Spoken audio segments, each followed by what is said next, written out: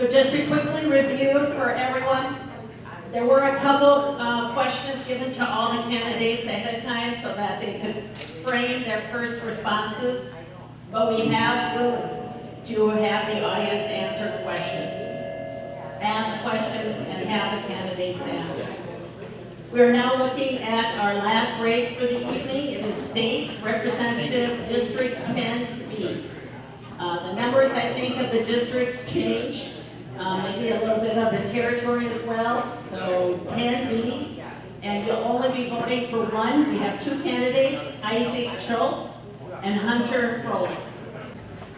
And so there are questions, there are index cards in the back with pens. Be sure to jot down a question and I'll be able to squeeze that in the 20 minutes. And so we're looking for a minute.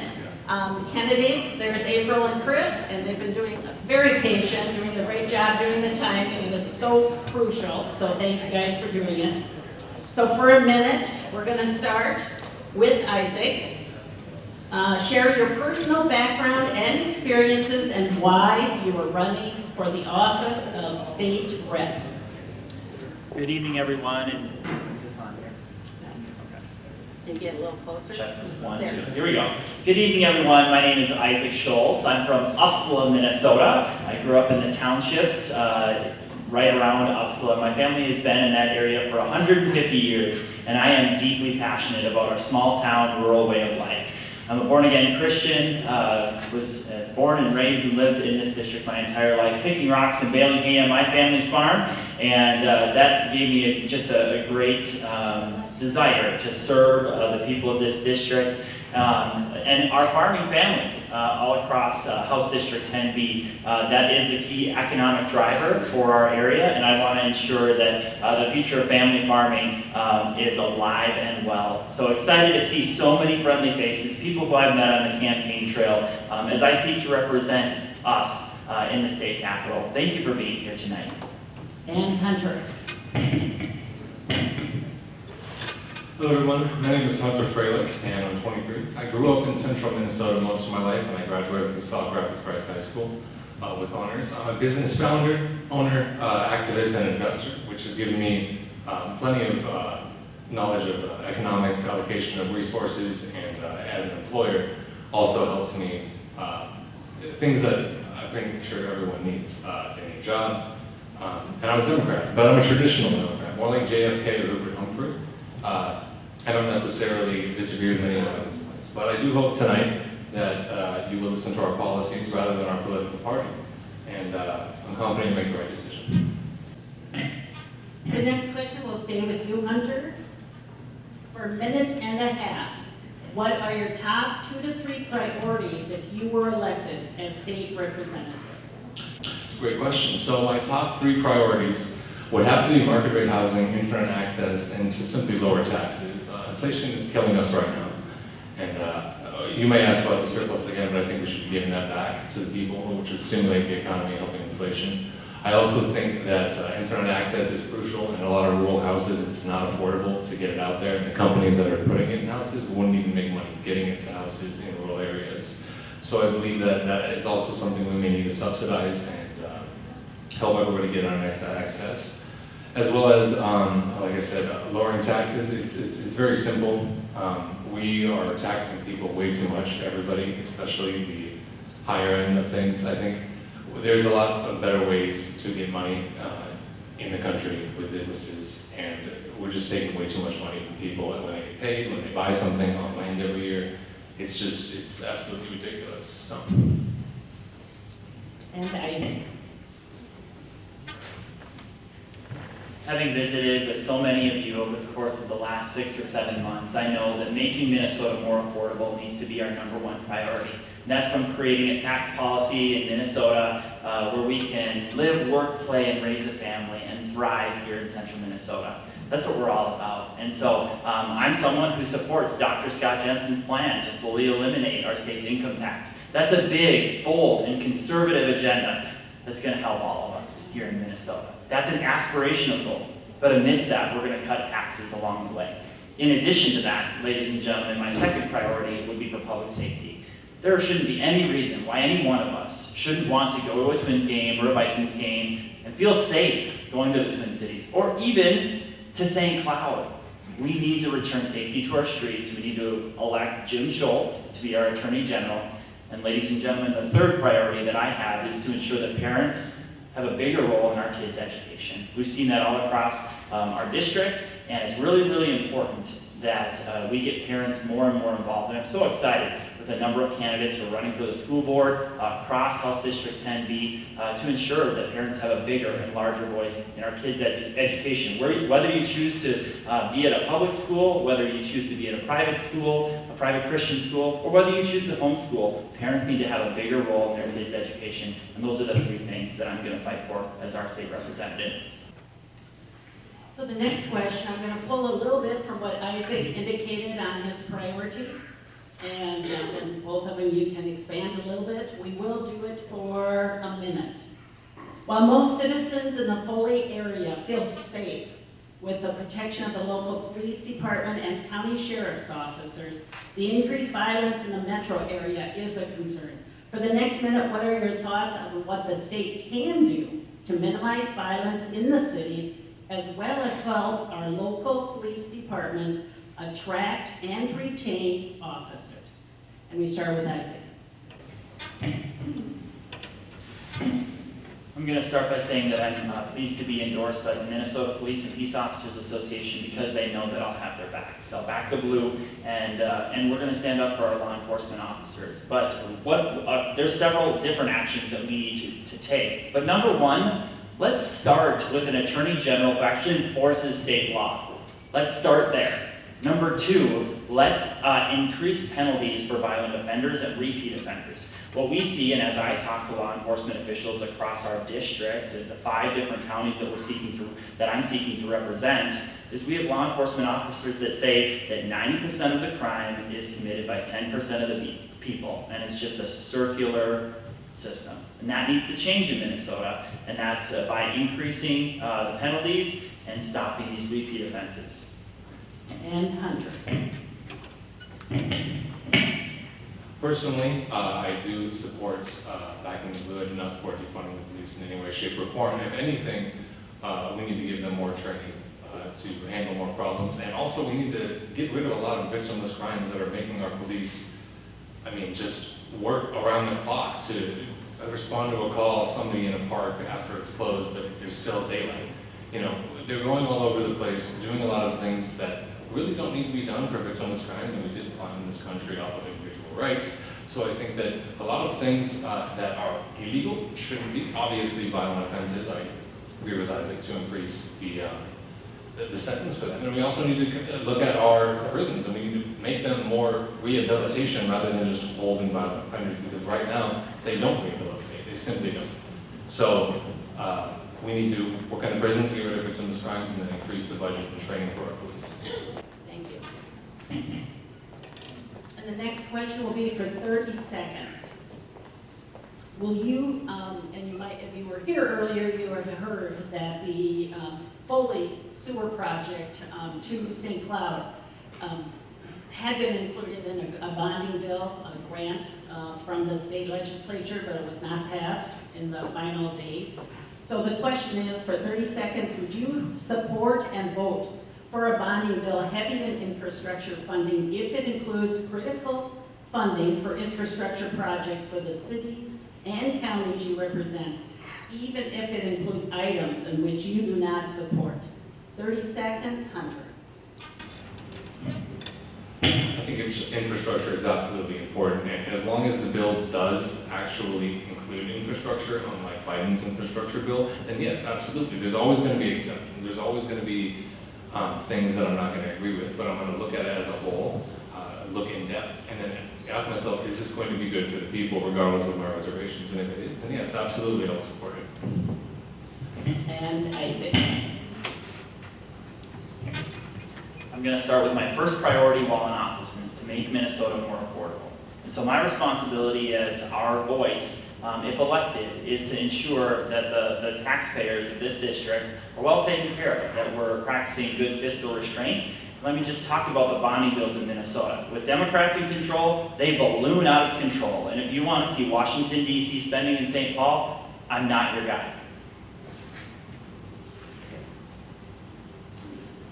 I could give, yes, Hunter 15 seconds to respond to that since you referred directly to his party. So, Hunter, do you want 15 seconds? To be honest, I actually agree. As I said, I'm a traditional Democrat, so spending is way too much. So, yes. I was trying to be fair. Can I add on to my answer? No. Okay. Okay, the next question also came from the audience. Okay, this time Isaac starts. And 30 seconds, could be short. Should the North Star Rail be expanded?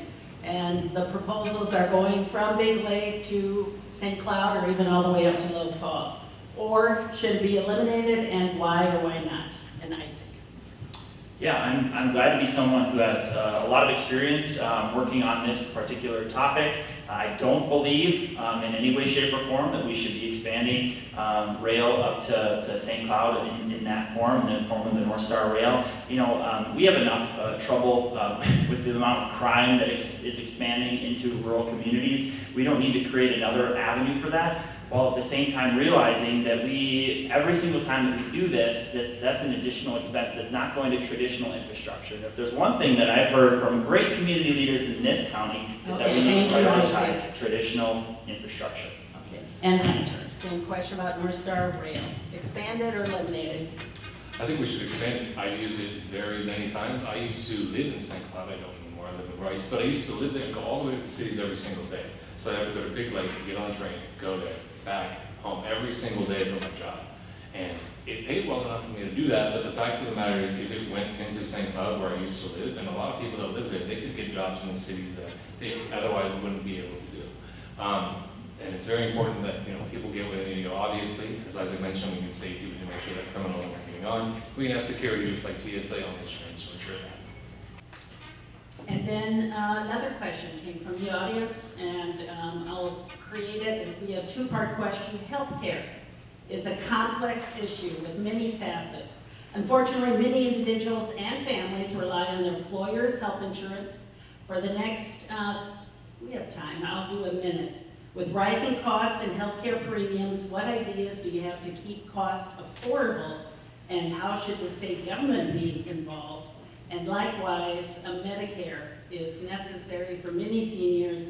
Do you have thoughts on how the state can help that seniors continue to have their health insurance covered?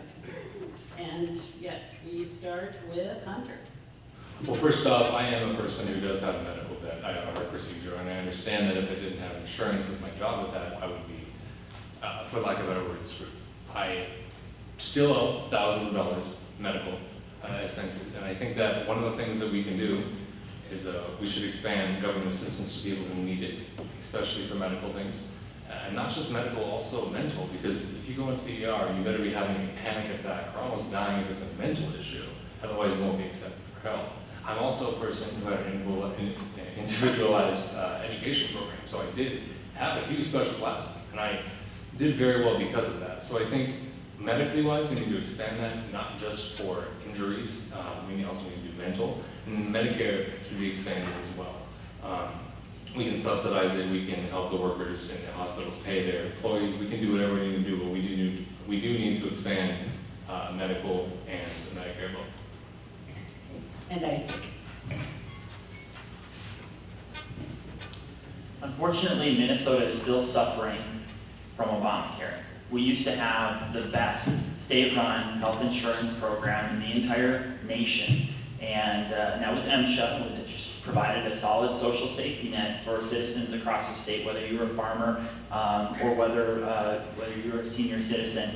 And really, Obamacare has broken health insurance in Minnesota.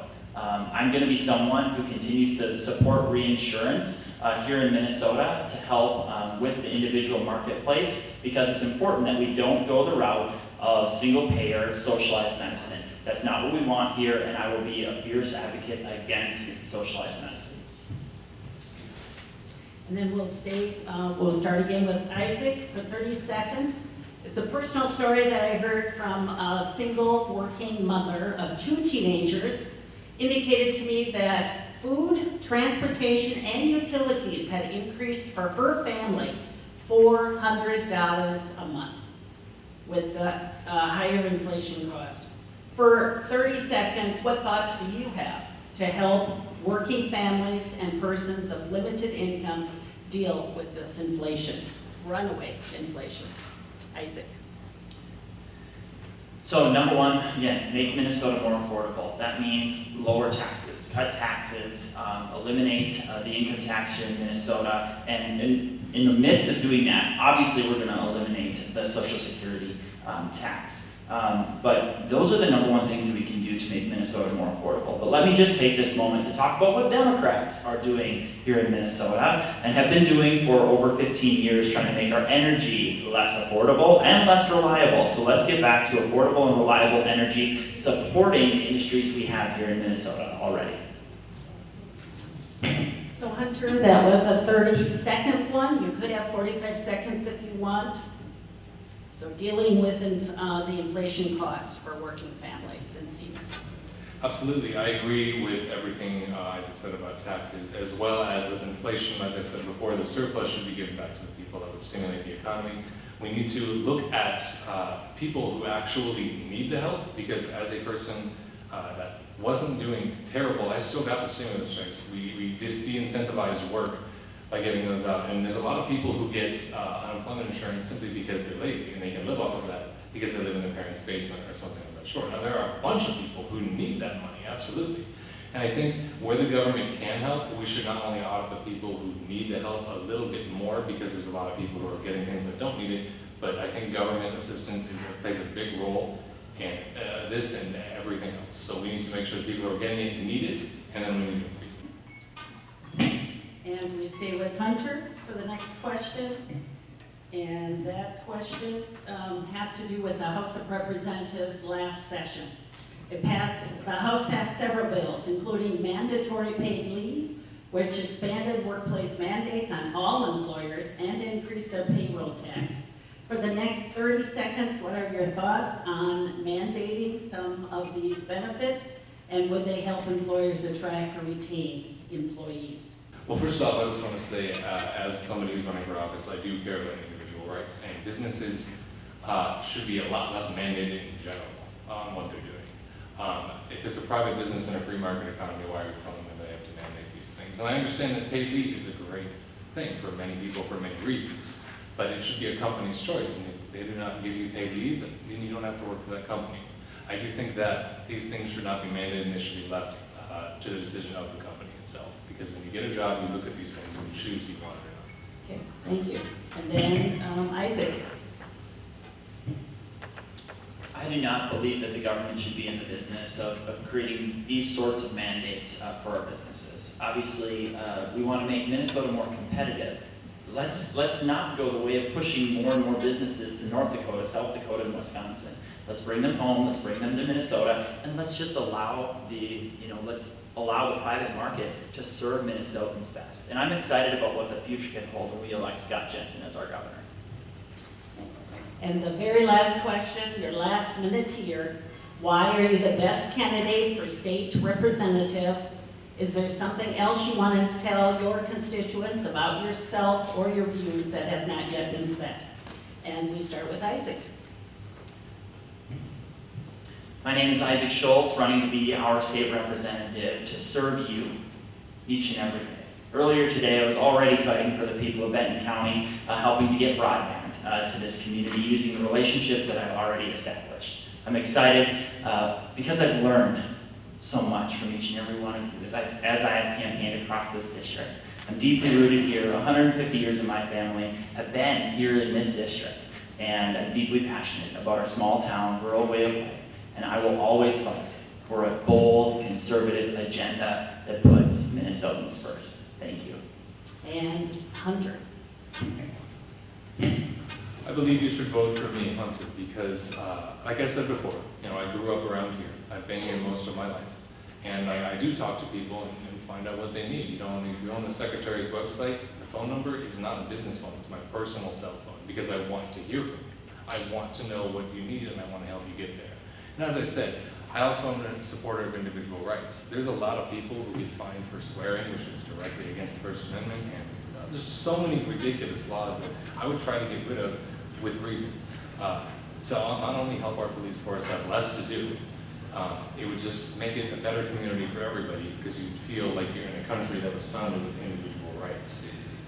And on top of that, allocation of government funds is absolutely ridiculous. And I want to help curb that and make sure that that is actually going to places that needs the money. And there's a lot of things like, for example, the war on drugs, it's just an insane amount of money spent when we could be legalizing it, taxing it, keeping it safe. Thank you, Hunter. And can we give them all a round of applause?